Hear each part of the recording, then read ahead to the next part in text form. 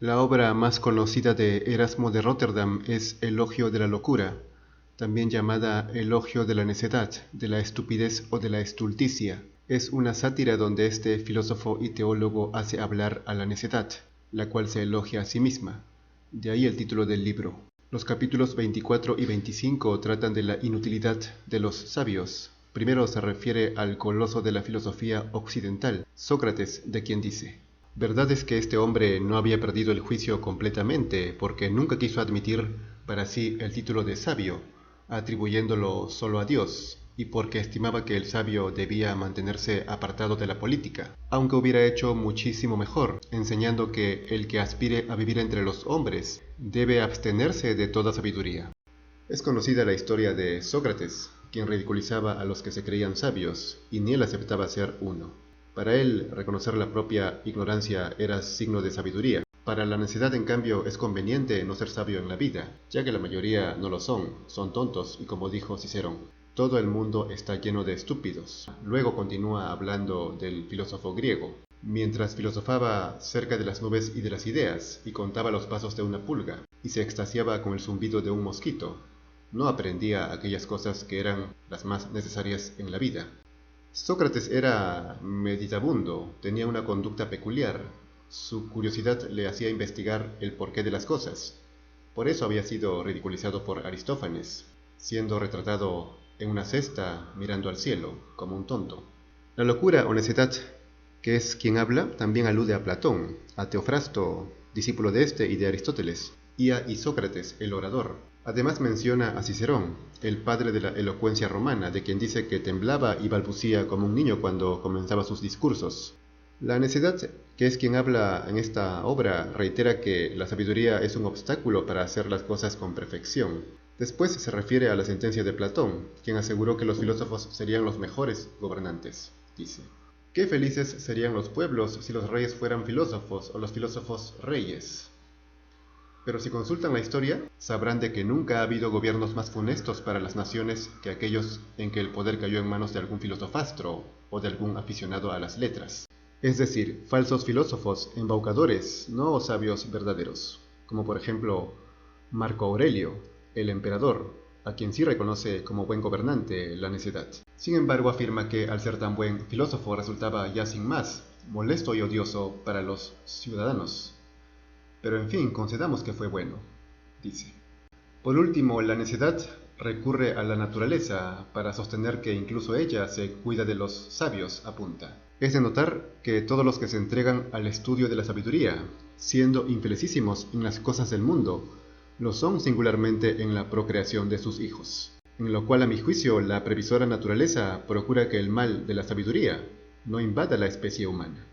El capítulo 25 continúa refiriéndose a la inutilidad del sabio, ridiculizándolo. Dice: lleva a un sabio a un banquete y es seguro que aguaría la fiesta con su melancólico silencio o con sus impertinentes cuestioncillas. Hazle bailar y quererás ver saltar a un camello. Condúcele a un espectáculo y solo verle la cara bastará para que nadie se divierta.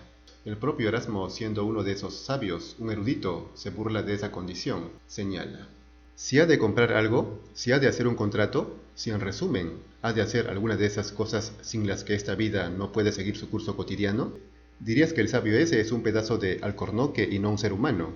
Hasta ese punto llega su total inutilidad para sí mismo, para la patria y para los suyos, puesto que no conoce nada de los asuntos corrientes y se aparta larga y ampliamente de las ideas populares y de las costumbres ordinarias. Este sabio es el pensador ensimismado, concentrado en su interior, de tal manera que se olvida del mundo exterior, que se interesa por las cosas de adentro y desprecia y por ende desconoce las de afuera. No tiene experiencia. Alguien así suele terminar solo, por ello dice que resultan odiosos a todo el mundo. Así termina estos dos capítulos, sosteniendo que el sabio es completamente inútil, pues no podría encajar en un mundo de tontos. Pues dice: pues qué cosa hay que se realice entre los mortales que no esté llena de necedad y hecha para estúpidos. Es por ello que si alguien quisiera por sí solo importunar a todos, yo le aconsejaría que marche a algún desierto y allí goce en soledad de su propia sabiduría. Erasmo aconseja al sabio aislarse, retirarse. No es casual que haya eremitas, sabios que viven en desiertos aislados en el mundo. Luego sigue el capítulo 26, muy breve, titulado Importancia de la necedad en la política. En resumen, se afirma que en la política es muy útil adular al pueblo. ¿Qué fuerza ha podido reunir en ciudades a hombres salvajes, rudos e ignorantes, sino la adulación? Dice. No se trata de filosofía ni de conocimientos, sino de persuasión, de convencimiento. Concluye diciendo: tales son las tonterías que exaltan a esa enorme y poderosa bestia que llamamos pueblo. Sigue el capítulo 27 titulado La vida humana no es más que un juego de necios, donde continúa refiriéndose a la política, afirma: ¿qué hay más estúpido que un candidato intentando atraerse al pueblo? Comprar el favor de éste mediante dádivas, ir a la casa de los aplausos de tal grey de estúpidos, complacerse con sus aclamaciones, dejarse llevar en comitiva triunfal, como una especie de imagen sagrada para espectáculo del pueblo. Exacto ejemplo de la tontería humana, la política, la adulación, la hipocresía en el mundo, señala. Grandes estupideces son estas, y tales que no bastaría un solo Demócrito para reírse de ellas. ¿Quién lo niega? En anteriores capítulos Erasmo había hablado de la estupidez humana.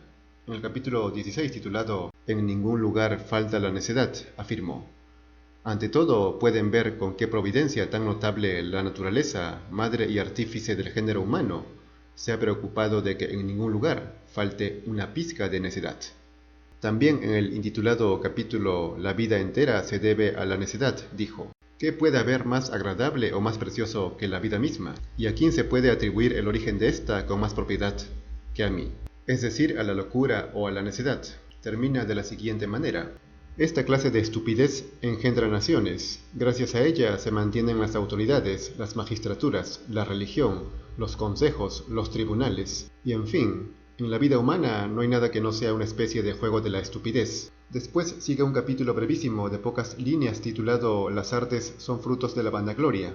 Dice: ¿qué es lo que mueve al ingenio humano a cultivar tales disciplinas, tenidas como excelsas, y a transmitirlas a la posteridad? ¿No es la sed de gloria? Erasmo se burla de los que persiguen la fama y quieren ganarse la admiración de los demás, pues para eso, como indicó en el capítulo anterior, hay que atraerse a las mayorías, asegura. Hombres verdaderamente muy necios han creído su deber conquistarse una fama cualquiera, que es la cosa más vacía que pueda haber, al precio de tantos desvelos, de tantos sudores. Schopenhauer sostuvo lo mismo cuando dijo: cuando se ve cómo casi todo lo que los hombres persiguen durante su vida entera, a costa de esfuerzos incesantes, de mil peligros y de mil sinsabores, tiene por objetivo elevarlos en la opinión, porque no solo los empleos, los títulos y las condecoraciones, sino también la riqueza y hasta la ciencia y las artes se buscan principalmente con este único fin. Cuando se ve que el resultado definitivo que se trata de conseguir es obtener más respeto de los demás, todo eso no demuestra más que la enormidad de la tontería humana.